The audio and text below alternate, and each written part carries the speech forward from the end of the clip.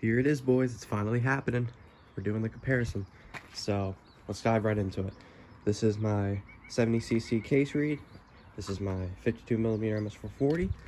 And today we're going to be comparing the two motors, and so you can decide for yourself which one you want to build. And if you're a beginner in the hobby and you have no clue about either of these engines, that's okay. This is just going to be a fun video for you to watch.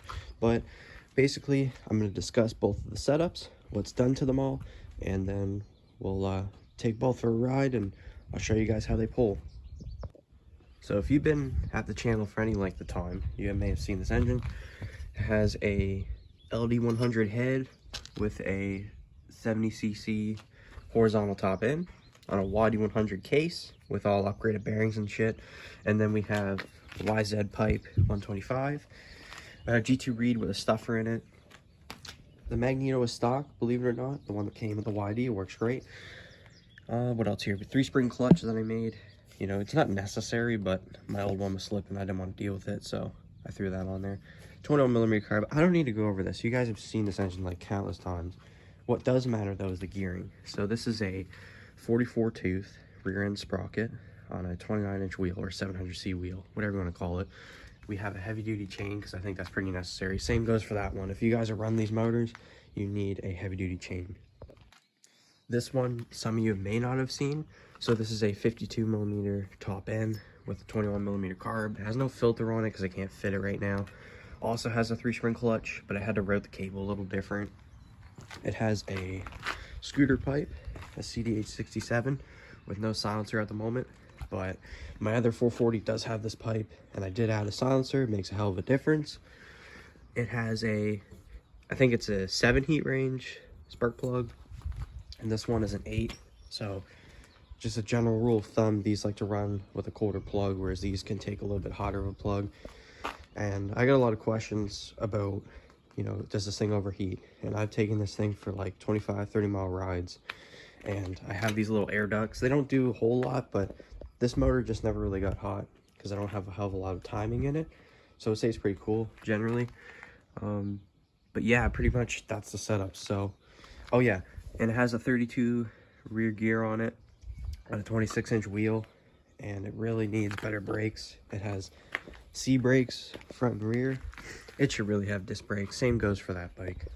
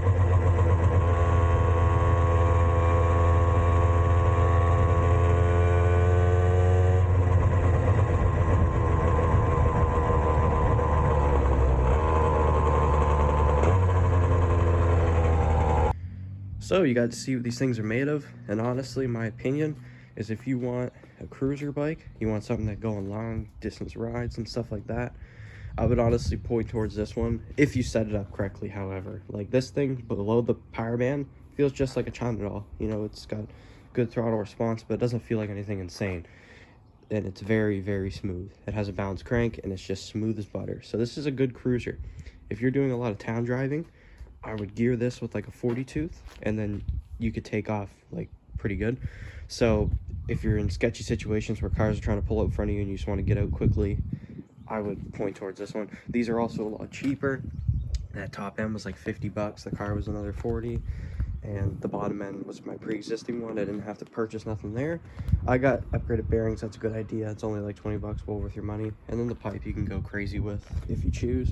Whereas this thing right off the bat, like looking at this motor, all said and done, is like $400. So you have to really see where your budget's at and kind of go from there. But both of these motors are really impressive and are well worth upgrade over a China doll engine. And that is pretty much all I can give you guys. I wanted to do a drag race, but my buddy's not around right now, so I probably could do it in the future, like get him on one of the bikes, but those videos alone should give you an idea where the power ranges are at. And if you guys are interested in these chainsaw motors, I believe Ken Hinson sells them, MFL bikes. There's a few other names I can't think of right now. If you want something like this is totally custom, but you could get something like this from Smolik probably. But overall, it's pretty cool. So I'm gonna wrap it up for this one. See you guys in the next video.